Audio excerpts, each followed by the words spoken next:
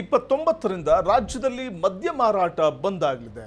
ಬೆಲೆ ಏರಿಕೆ, ಅಬಕಾರಿ ಲೈಸೆನ್ಸ್ ಶುಲ್ಕ ದುಬಾರಿ ಆಗಿರೋದ್ರಿಂದಾಗಿ 3 ಬಾರಿ ಮದ್ಯ ದರವನ್ನು ರಾಜ್ಯ ಸರ್ಕಾರ ಹೆಚ್ಚಿಸಿದೆ.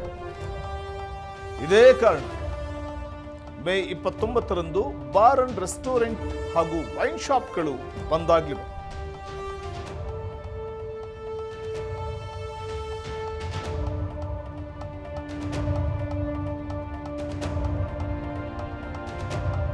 ಮೇ 29ರಿಂದ ರಾಜ್ಯದಲ್ಲಿ ಮದ್ಯ ಮಾರಾಟ ಬಂದ್ ಆಗಲಿದೆ.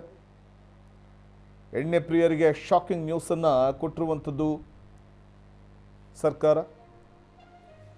ಪ್ರಮುಖವಾಗಿ ನಾವು ಗಮನಿಸ್ತಾ ಹೋಗ್ಬೋದು, ಬೆಲೆ ಏರಿಕೆ ಮಾಡಿರುವಂಥದ್ದು ಮತ್ತು ಅಬಕಾರಿ ಲೈಸೆನ್ಸ್ ಶುಲ್ಕವನ್ನು ಏರಿಕೆ ಮಾಡಿರುವಂತಹ ಕ್ರಮ ಇರಬಹುದು. ಇದೆಲ್ಲವೂ ಕೂಡ ಬಿಸಿ ತುಪ್ಪವಾಗಿ ಪರಿಣಮಿಸ್ತಾ ಇರುವಂಥದ್ದು, ತುಟ್ಟಿ ಆಗ್ತಾ ಇದೆ. ಇದೆಲ್ಲವೂ ಮಾರಾಟಗಾರರಿಗೆ ಬಿಸಿ ತುಪ್ಪ. ಬೆಲೆ ಏರಿಕೆ ಕಳೆದ 2 ವರ್ಷದಿಂದ ಮದ್ಯದ ಮೇಲಿನ ಬೆಲೆ ಏರಿಕೆ ವಿರೋಧಿಸಿ ಕರ್ನಾಟಕ ಮದ್ಯ ಮಾರಾಟಗಾರರು ಮೇ 21ಕ್ಕೆ ರಾಜ್ಯಾದ್ಯಂತ ಮದ್ಯ ಮಾರಾಟ ಬಂದ್ ಮಾಡೋದಾಗಿ ಹೇಳಿದ್ರು. ಆದರೆ ಈಗ ಮತ್ತೆ ಇಂಥ ಒಂದು ನಿರ್ಧಾರಕ್ಕೆ ಬರ್ತಾ ಇರುವಂಥದ್ದು.